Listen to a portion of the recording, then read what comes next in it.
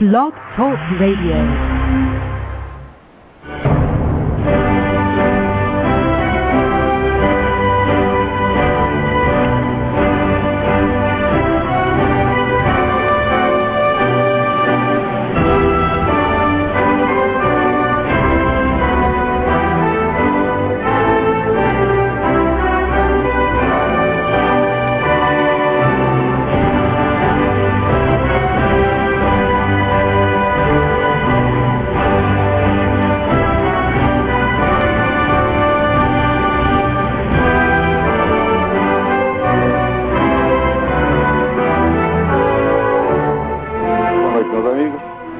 Aqui de volta, como sempre, começamos invocando a Santíssima Virgem Maria, o Santo Padre Pio de Pietrelcina, para que roguem a Deus que nenhuma injustiça se cometa nesse programa. Olha, essa semana o Alejandro Penha Esclusa, fundador da UNO América, que é o único movimento mais ou menos organizado contra o Foro de São Paulo, distribuiu um comunicado que é tão importante que eu não vou apenas comentar, eu vou lê-lo aqui para vocês, traduzir aqui, veio em espanhol.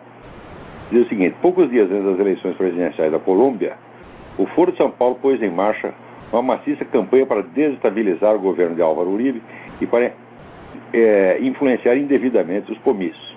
Os fatos são os seguintes. Primeiro, em 24 de maio passado, o prefeito colombiano retirado, Juan Carlos Meneses, deu declarações desde a Argentina, vinculando o irmão do presidente Álvaro Uribe com grupos paramilitares.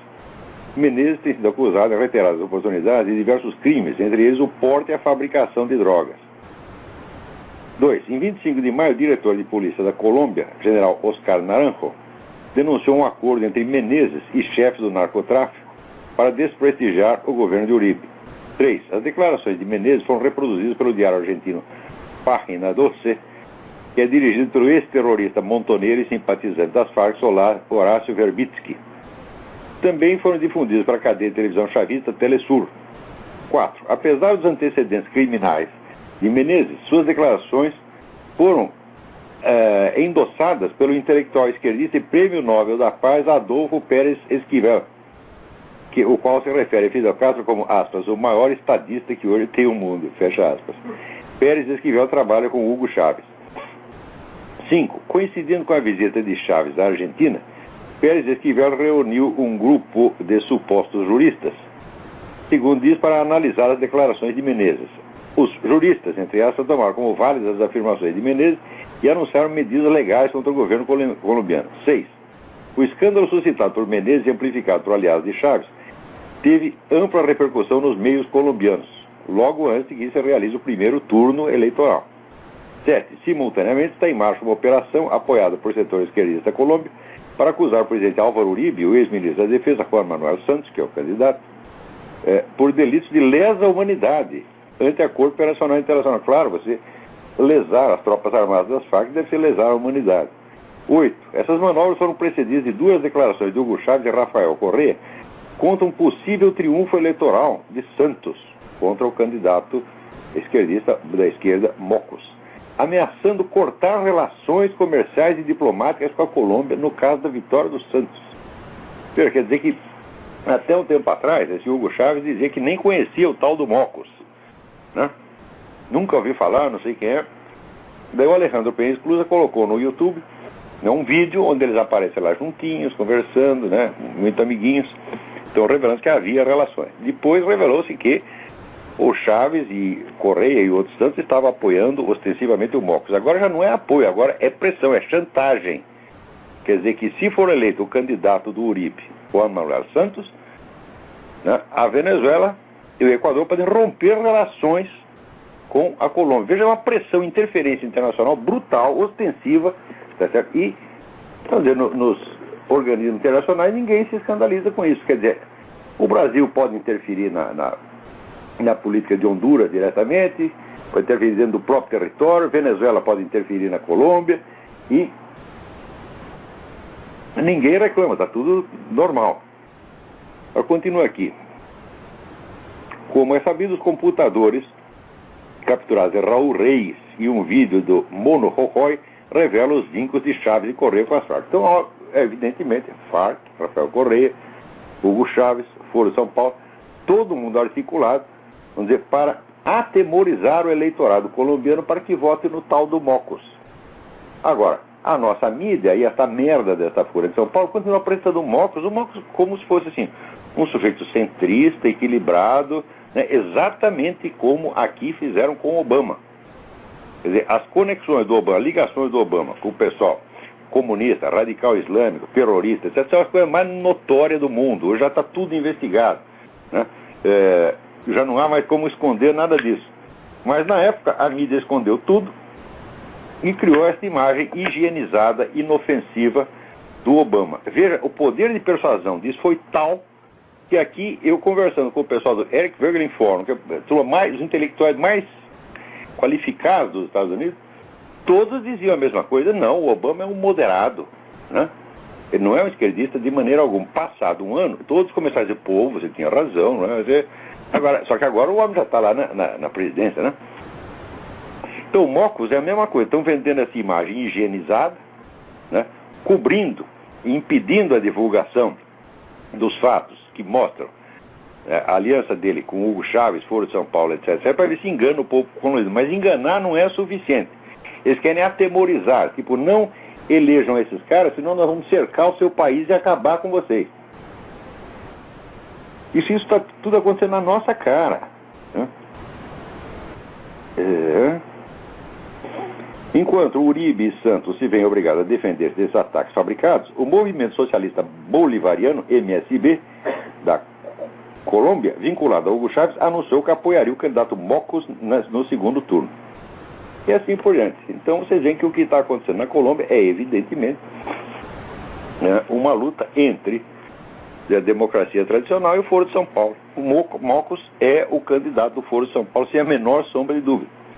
Agora, enquanto isso, você vê, todo mundo está vendo isso, e no Brasil, os nossos bravos militares estão contentíssimos por causa disso aqui. Veja a notícia que saiu, né, no Diário das Américas e no Nota Latina. Não saiu na Folha de São Paulo, não saiu no Estadão, essa pessoa não está sabendo de nada. Esses caras não são jornalistas de maneira alguma, né? E o Brasil estará preparado para controlar o ciclo industrial de urânio completo, desde a extração do mineral radioativo até a fabricação final de combustível em grandes proporções a partir deste ano, informou uma fonte militar. O coordenador do Programa de Propulsão Nuclear da Marinha, capitão André Luiz Ferreira Marques, citado pela estatal Agência Brasil, explicou que dispor da tecnologia para completar o ciclo nuclear outorga independência de outros países no processo de enriquecimento de urânio. Ademais, o capitão assegurou que o fornecimento para o dinheiro, financiamento para as instalações de energia para o projeto Futuro Submarino Nuclear, que as autoridades brasileiras querem integrar no arsenal militar do país em 2020, estará garantido com esse processo. Bom, então aí vocês entendem que essa aliança do Brasil com o Irã é para funcionar e é para ajudar o Irã a conquistar a bomba atômica. Aí o Brasil também. Então, os militares brasileiros, tudo que eles querem ter uma bomba atômica. Aonde eles vão jogar não interessa. Eles vão jogar onde o Lula mandar. Tá certo? Então, olha, durante algum tempo eu acreditei que os militares brasileiros são patriotas. Eles não são patriotas. Eles são militotas, tá entendendo? Eles gostam das Forças Armadas, acima do país, dos interesses do país, muito acima. Estão se vendendo a esse esquema lulista, esquema do Foro de São Paulo, se vendendo uns atrás dos outros. Tá certo? Então, olha, sinceramente, a confiança que eu tinha nas Forças Armadas brasileiras já foi embora. Esses caras, uns são vendidos, outros são covardes. Porque a hora que você vê uma coisa como aconteceu na Honduras, como aconteceu na Colômbia, tá certo? Essa interferência brutal, essa cumplicidade total do governo com o Foro de São Paulo, com o FARC, etc, etc. E os milicos tudo lá batendo continência, dizendo amém. E o que é isso, porra? Que país é esse? Que povo é esse? Né? Isso aí é uma vergonha. Eu só não tenho vergonha de ser brasileiro porque não tenho culpa. Vamos dizer, eu sou um pobre espermatozoide que foi jogado aí, né, e nasceu sem saber onde estava.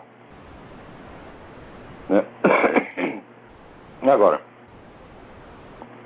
aqui, enquanto isso, né, o pessoal está avançando em avançado estado de brasilianização. Quer dizer, você brasilianizar significa o seguinte: perder a vergonha na cara, perder a compostura, tá certo? e ceder a qualquer pressão dos seus inimigos, e ainda beijar o pé deles, e ainda pedir perdão, tá certo?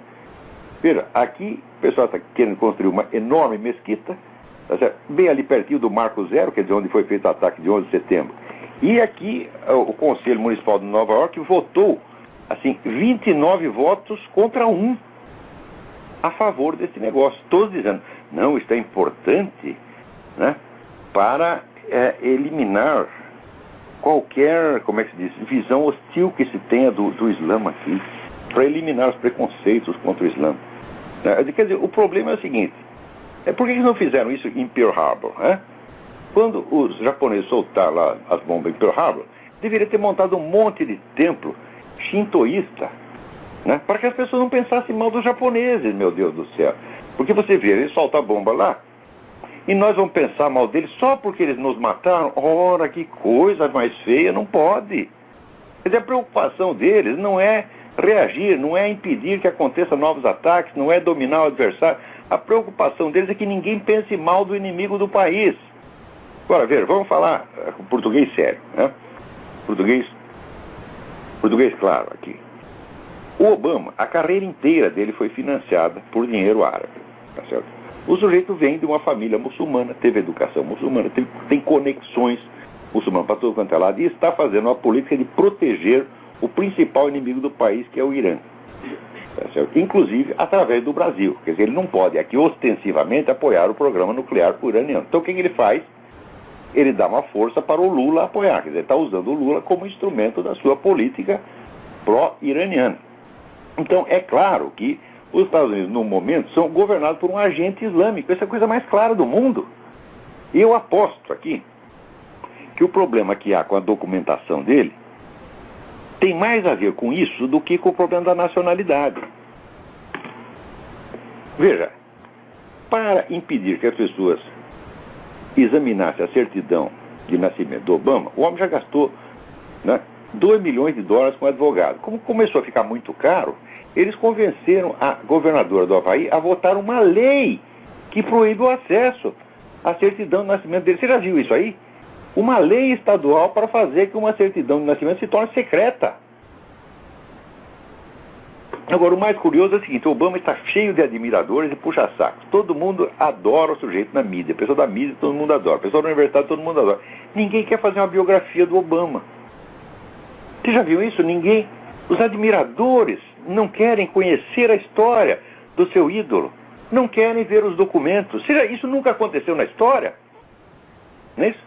Eu sei que toda hora, né, por exemplo, eu sou um grande admirador do Mário Ferreira dos Santos. Eu procurei vasculhar tudo quanto é documento, tudo quanto é informação que eu tenho sobre a vida do cara. Por quê? Porque eu quero falar mal dele? Não, porque eu quero falar bem. Então por isso eu quero ter os documentos. Agora os admiradores do Obama, não. Não, nós adoramos o Obama, mas nós não queremos ver a certidão de nascimento. Não queremos ver os papéis de Columbia University. Não queremos ver os papéis de Harvard. Não queremos ver o alistamento militar. Não queremos ver nada. É incrível. E se alguém diz, mas eu quero ver, sabe qual é a resposta? Você é louco, você é desequilibrado, você é psicopata. Você é uma pessoa extravagante. Tá certo? Você é um excêntrico, na melhor das hipóteses. Você é maluco. Você vê, o pastor James David Manning, lá da igreja do Harlem, ele montou lá um tribunal civil. Aqui as leis americanas permitem que os cidadãos montem um júri, tá certo? E processem os direitos. Qualquer cidadão, grupo cidadão pode fazer isso. Então ele reuniu lá, montou lá uma acusação, uma defesa, e começou a vasculhar documentos. E descobriu o seguinte, provas documentais e testemunhais de que o Obama jamais esteve na Universidade de Colômbia. Ou seja, você tem um farsante 100%. Bom, resultado, alguém foi investigar isso? Não.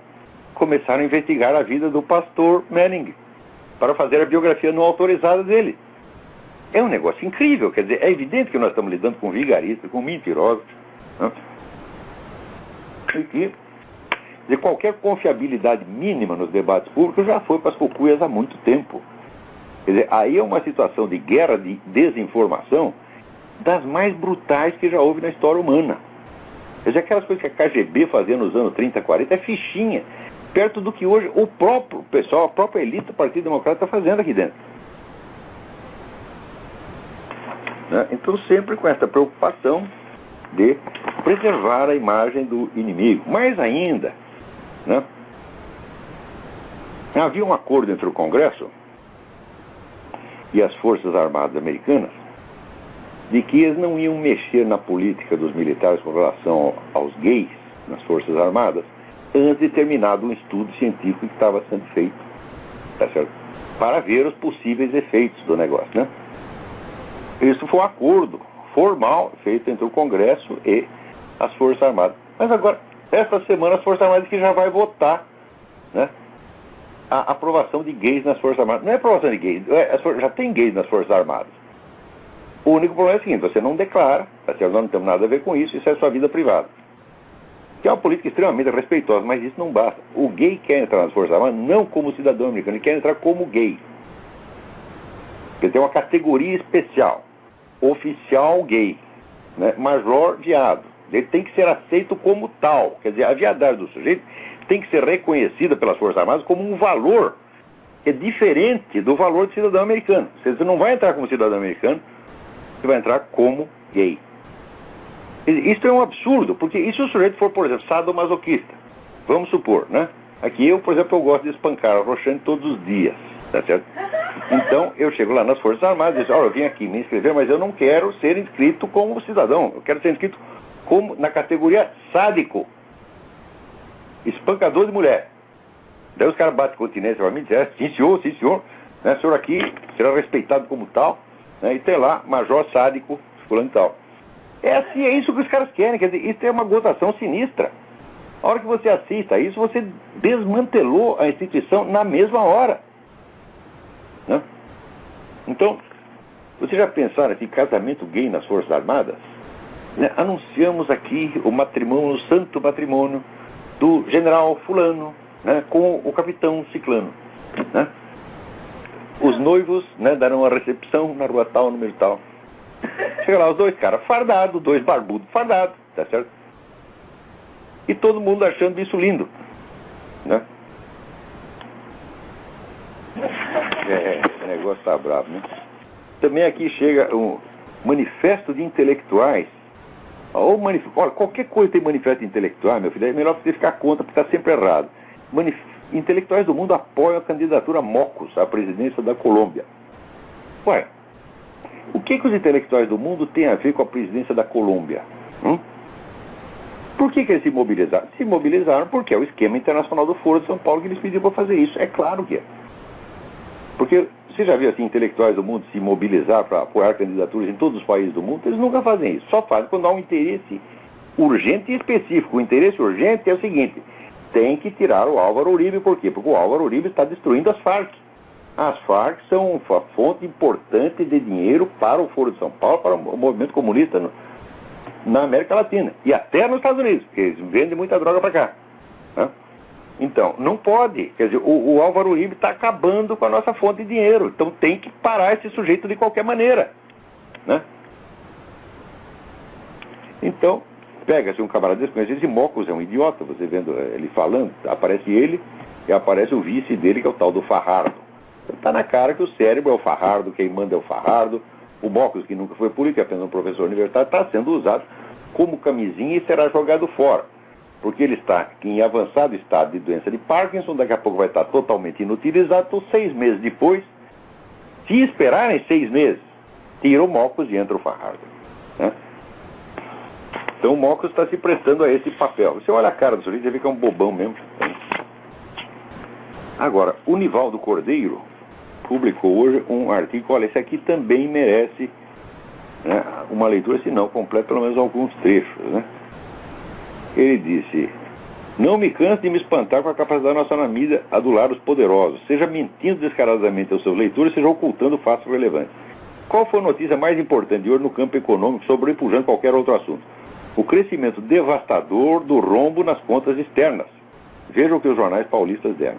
O Estadão, ao menos, fez uma chamadinha de capa envergonhada, quase pedindo para não ser lido, com o título ocultando o real. Investimento estrangeiro no Brasil cai 11,05%. Ora, essa não é a notícia importante a ser levada à manchete. O certo seria dar destaque para o que está relatado na matéria. Quer dizer, a manchete diz uma coisa, a matéria diz outra. Então, o que está dito lá é o seguinte, aspas: em abril, as contas externas apresentaram o pior resultado para o mês desde o início da série estatística de 1947. 1947 foi o ano que eu nasci. Então, prossegue. O Nivaldo, obviamente, algo de muito errado está acontecendo com a economia brasileira. E o desequilíbrio das contas externas é um sintoma escancarado disso. A Folha de São Paulo, como sempre, mente um bocadinho mais. É mais realista que o rei. Nem fez chamada de capa. Na chamada interna diz: crise reduz investimento externo, diz o Banco Central. Obviamente, esse não é o ponto mais relevante.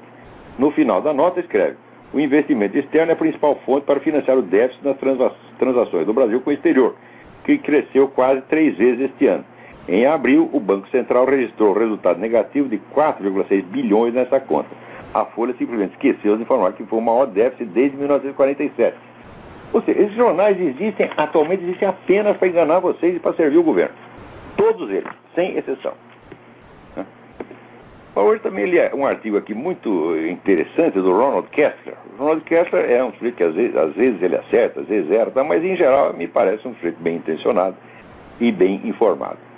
Ele diz aqui, olha, em todas as pesquisas de opinião, você vê que 70% dos americanos, 70%, apoiam o regime de livre empresa e são contra qualquer interferência do governo na economia.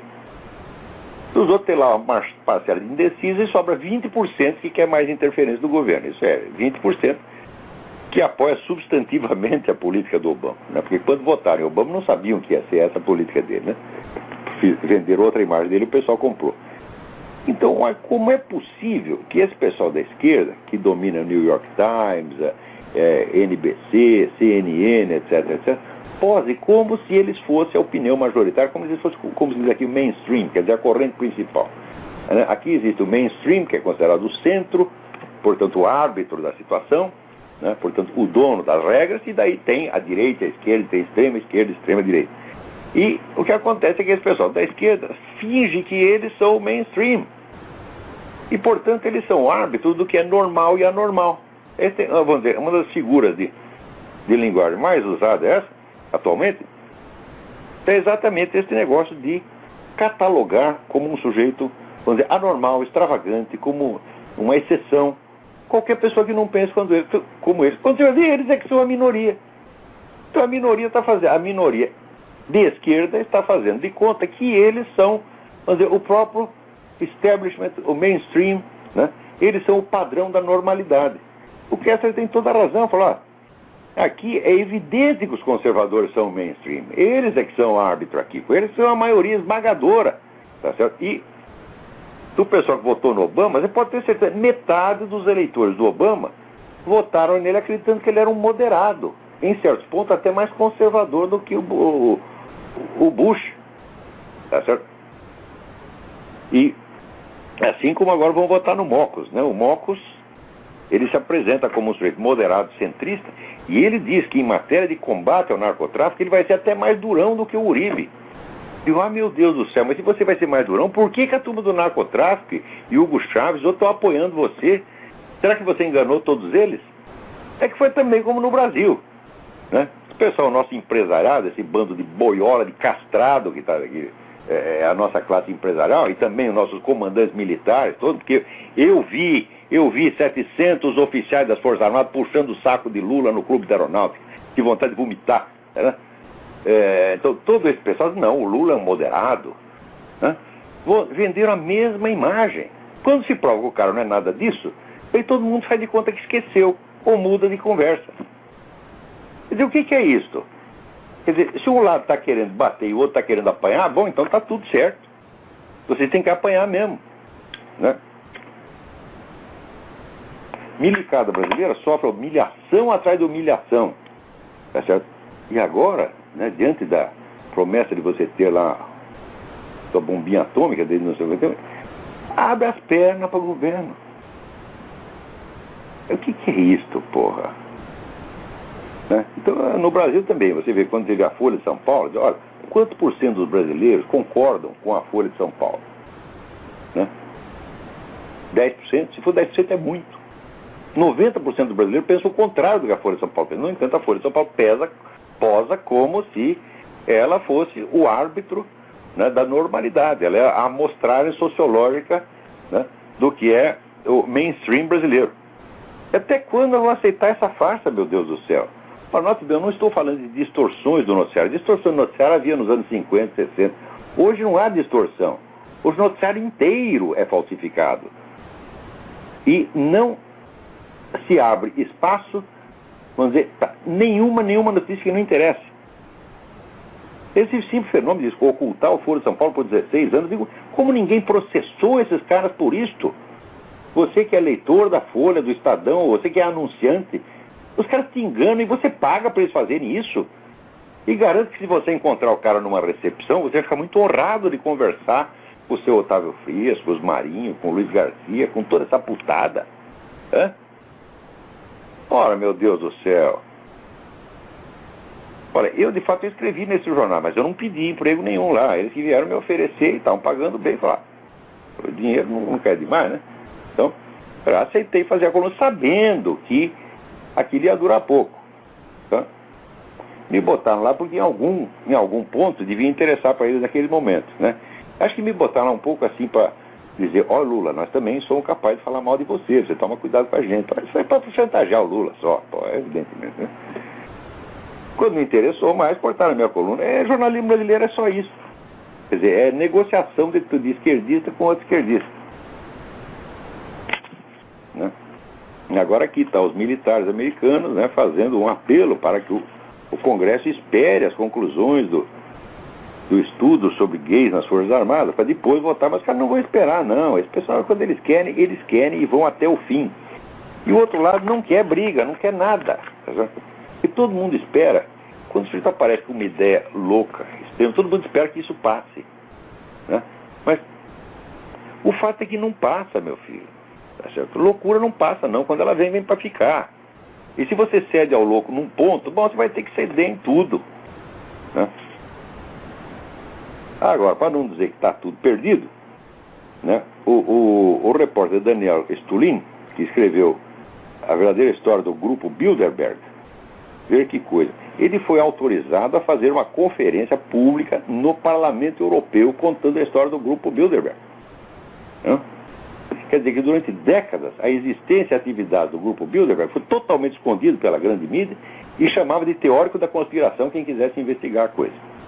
O grupo Bilderberg reúne anualmente 300 potentados, até o Papa João Paulo II participou do grupo Bilderberg, e não se podia noticiar. Quer dizer, mesma coisa que fizeram com o Foro de São Paulo, fizeram com o grupo Bilderberg durante anos, tá certo? E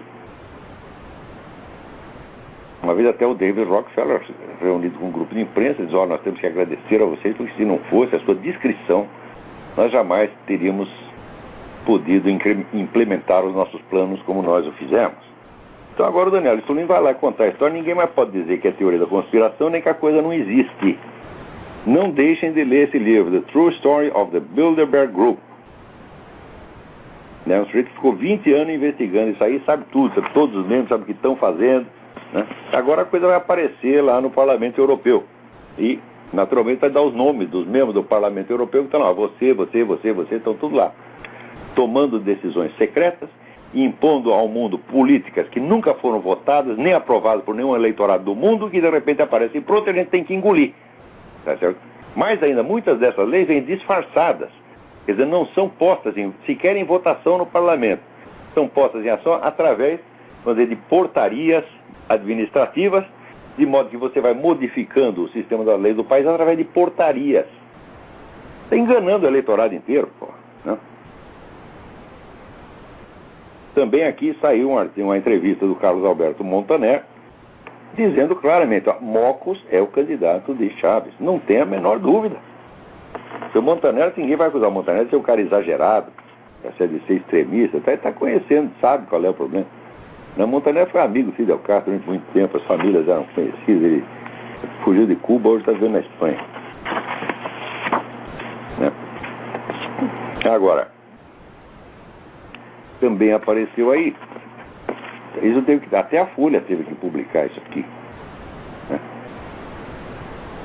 A Polícia Federal tenta desvendar um enigma que mistura a rede terrorista Al-Qaeda, né?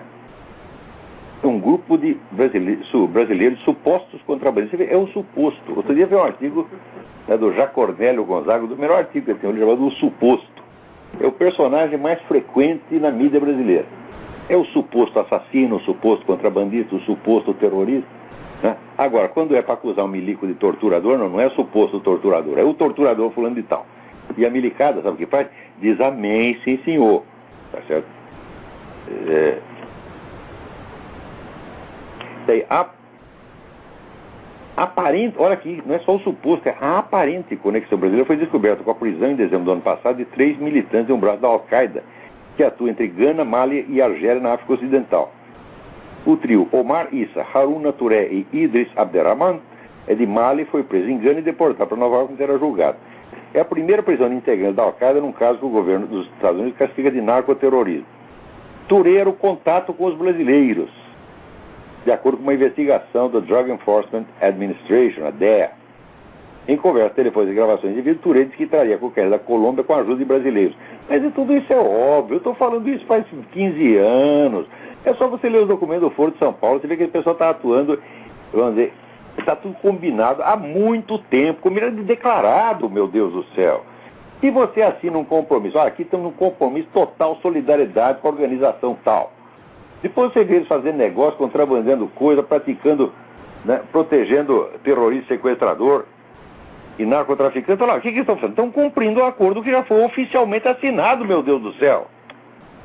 Agora, no Brasil ainda tem gente, inclusive em Forças Armadas, que você fala de aliança PT, Farc, eles dizem, não, mas não pode ser. Eles julgam as coisas não pelos fatos, mas pelo seu sentimento de verossimilhança, por aquilo que eles querem acreditar. Se falam uma coisa que eles não querem acreditar, né? Eles recusam até, é que nem a certidão do nascimento do Obama. Né? Eles não querem ver, eles não querem saber, eles querem que a ilusão deles, que o desejo deles, seja aceito como realidade, meu Deus do céu. Quer dizer, esses camaradas, eles pretendem ter a força criadora divina. O desejo deles se torna realidade. Que eu saiba, o único sujeito que fez isso, o último que fez isso, foi Deus, quando ele diz Fiat Lux, faça essa luz, porque não existia luz nenhuma. Daí Deus quis que a luz existisse e ela passou a existir. Agora esse pessoal todos eles fazem o Fiat Lux. O desejo deles se torna realidade. E os fatos, documentos, provas, testemunhos, tudo não quer dizer nada. Ou seja, nós estamos lidando, vamos dizer, no mundo inteiro, e principalmente no Brasil, com o grupo de mentirosos mais cínicos e descarados de todos os tempos. São pessoas que não merecem respeito nenhum. Se um dia eu falar com deferência e respeito de uma pessoa dessa, vocês podem me jogar na privada e dar descarga. Porque a coisa mais doce que eu posso dizer para um filho da puta desse é vai tomar no olho do seu cu. A coisa mais doce que eu posso dizer. Agradando a muitos deles, porque muitos deles querem exatamente isso. Tá certo?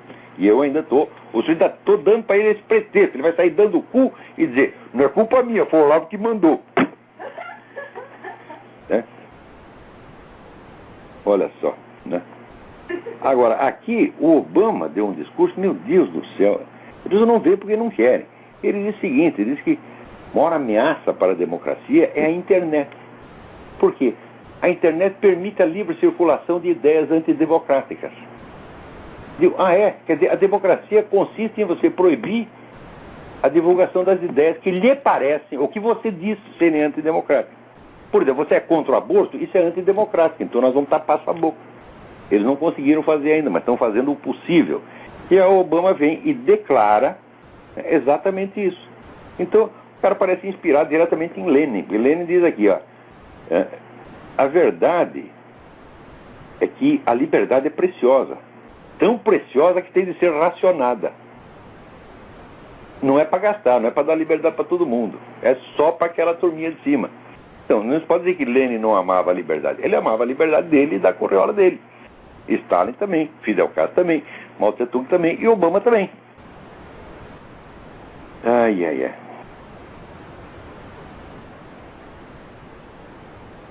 Aqui está o líder da minoria, John Boehner, está acusando, né, a Comissão Federal de Comunicações de estar procedendo a uma tomada da internet, a tomada do poder sobre a internet. O negócio é complicado, difícil, mas eles querem fazer e vão acabar fazendo.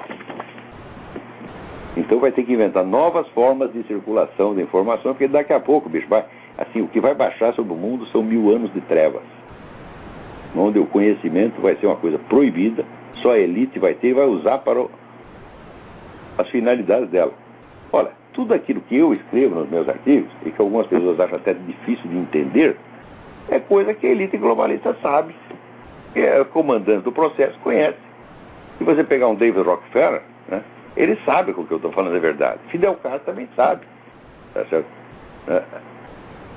Agora, esse conhecimento eu gostaria que fosse divulgado para que o povo, os eleitores, pudessem tomar suas decisões. Agora, se o conhecimento se torna um negócio secreto, só os chefes podem saber, então o próprio sentido do conhecimento inverteu. Em vez de ele ser um instrumento para a liberdade, ele é um instrumento para a sua opressão. Né? Também aqui saiu na Folha, olha que coisa incrível. No mesmo momento onde se divulga que as Farc estão operando, né, na Amazônia, aparece, né, o pessoal da Farc confessando isto, meu Deus do céu. Olha aqui, ação da Polícia Federal para proteger fronteira na Amazônia perde força. A Operação Cobra, criada há 10 anos para combater o tráfico na fronteira do Brasil com a Colômbia, está a caminho da extinção. Eu disse que isso ia acontecer, porra! Os caras dizem, nós vamos combater o narcotráfico. Então vão combater coisa nenhuma, vocês não podem combater o narcotráfico. O governo brasileiro não pode combater o narcotráfico, ele só pode combater, né, vamos dizer, as quadrilhas pequenas que estão concorrendo às Farc, isso ele faz. Por exemplo, pegaram a quadrilha lá no Espírito Santo e acabaram com ela. Então abriram o mercado para quê? Para as Farc. Tá certo? O governo brasileiro serve às Farc, meu Deus do céu.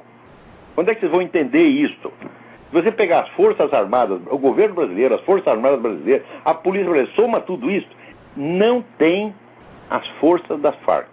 A Farc tem um orçamento militar maior do que a de vários governos da América Latina. Então, o mais forte manda e o menos forte abana o rabinho e oferece a bunda, tá entendendo? Que é o que estão fazendo. Então, eu disse que isso ia acontecer no começo do primeiro mandato do Lula. Eu disse, ele nunca fará nada contra o narcotráfico. Ele não fará porque se ele fizer, ele morre. Porque ele assinou um compromisso de apoiar as Farc. E as Farc não são brincadeira, meu filho. Se você promete apoio não dá, eles te matam. Então, o Lula, quem tem cu tem medo, tá certo? E o Lula, praticamente, vamos dizer, eu não posso dizer nem sequer que ele tem um cu, porque ele é um cu, ele inteiro, tá entendendo? Então, é assim, o homem é um monumento de cagaço, tá certo? Então, ele não vai, eu disse que ele não ia fazer nada, já está no fim do segundo mandato, ele não fez nada, e o pouco que havia está sendo extinto. E vocês, brasileiros, vocês estão todos vendo isso e achando lindo, tá certo? Então, na hora que, por exemplo, vamos supor que eu sou um comandante de Forças Armadas, eu vejo isto, né? Eu vejo o narcotráfico, o terrorismo tomando conta do continente inteiro, tendo muito mais poder do que tinha na década de 60, mas 100 vezes mais, governando mais de 12 países, operando livremente em tudo quanto é lugar, sob a proteção dos governos, qualquer cara das Farc que é preso, imediatamente o PT se mobiliza para soltar o cara, para proteger, ou pelo menos para impedir que ele diga alguma coisa, tá certo? Dessa vez vazou um pouquinho, no dia seguinte o que acontece? Presta atenção, que pegaram um cara da Farc, ele contou, nós estamos operando aqui, ali, no dia seguinte, né, Operação Cobra está em extinção. Ora, porra, está em extinção para quê? Para que não voltem a prender outro cara da Farc. Dessa vez cometeram esse erro monstruoso. Aí a hora é o seguinte, você vai lá, prende só um bandidinho, pé de chinelo. Se eu ganhar o cara da Farc, você deixa passar. Tá certo? Não deixar passar, prender por engano, pronto, vai acabar a Operação Cobra. Agora, isso saiu na Folha. Sabe de quem é a culpa disso, seu Otávio? De você mesmo. Você e os outros, donos da mídia, propiciaram isso, porque um tempo atrás a única força que o PT tinha era a mídia. Não tinha nada, o PT tinha 15% dos eleitores, e a mídia tudo puxando o saco, e vendendo a imagem de moderado, etc, etc. Vocês todos fizeram isso. Para quando que essa gente vai assumir a responsabilidade pelas consequências dos seus atos? Nunca. Nunca. Porque a memória deles é programada para apagar o que eles disseram ontem. Ah, está aqui. Marco Aurélio Garcia, que estava lá na Espanha, disse: se pegarmos gente das Farc no Brasil, nós vamos capturar. E olha, você quer, porra, tem o endereço dos caras das Farc aí, porra. Já foi publicado o endereço. comandantes das Farc moravam no Brasil, sob a proteção do governo brasileiro. Quer dizer, ele diz isso. Os caras das Farc, se apareceram lá, serão presos. No dia seguinte, a Operação Cobra está em extinção. Ainda você quer... Porra, como é que se pode negociar com... Escuta, você compra um velocípede usado do Marco Aurélio Garcia. Mas nunca. O velocípede vai vir sem roda, sem guidão, sem porra nenhuma. Tá na cara que esse pessoal é vigarista, meu Deus do céu. Daqui aparece a polícia diz que um menino de 10 anos controla um bando de narcotraficantes no Brasil. Eu digo, mas isso não é nada. Você precisa ver quem controla o Palácio do Planalto. Eu prefiro, chama esse menino de 10 anos, né, para ele põe na presidência da República. Eu garanto que, olha, se ele sabe gerenciar um bando de narcotraficantes, ele é capaz de dirigir um país. Tá certo? Ai. Vamos ver o que mais temos aqui. Temos mais um monte de notícias.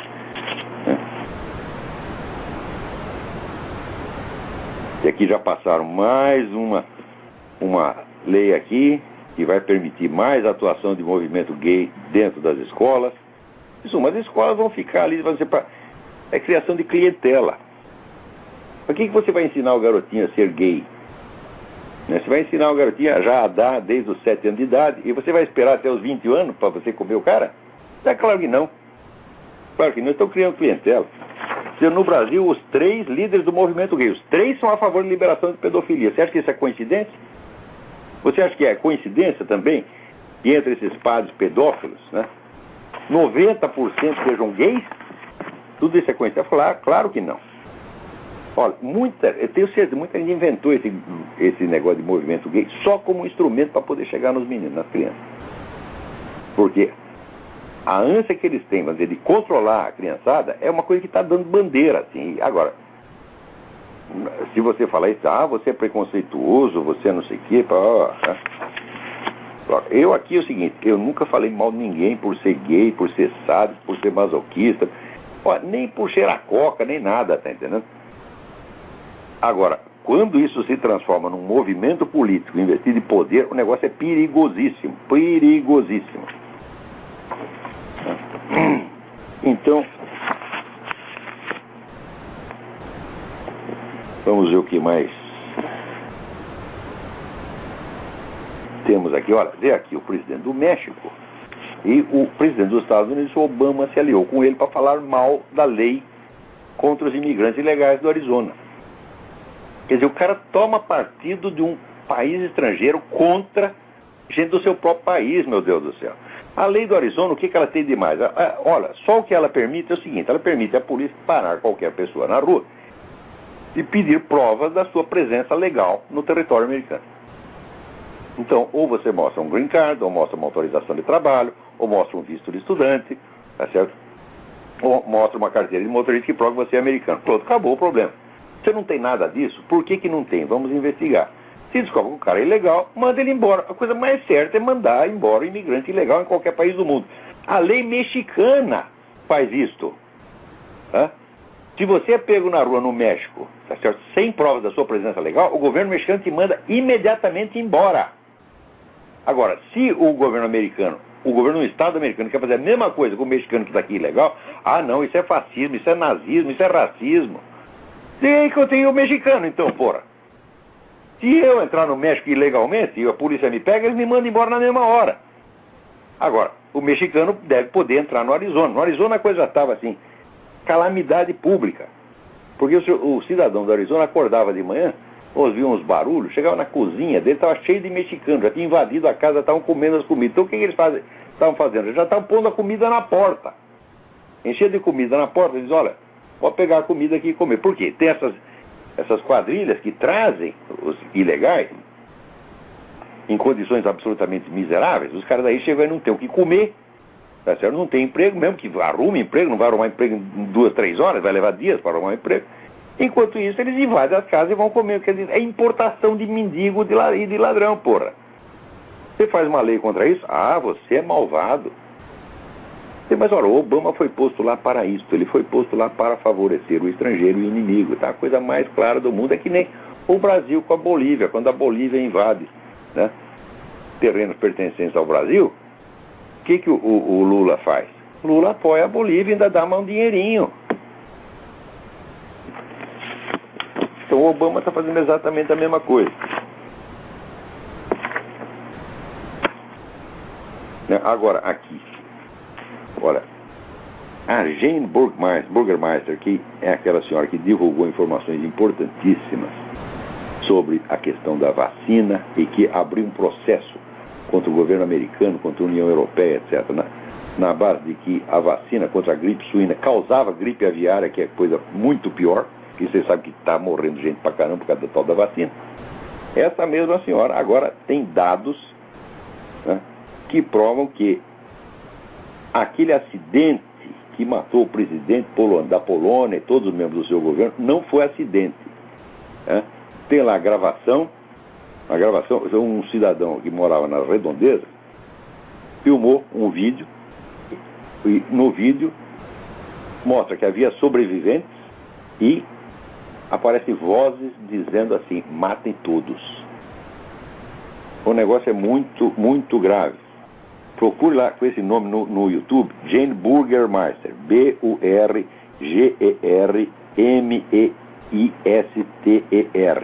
Jane Burgermeister. Essa mulher é uma heroína fantástica, uma mulher de uma coragem extraordinária e sempre tem acesso a boas informações.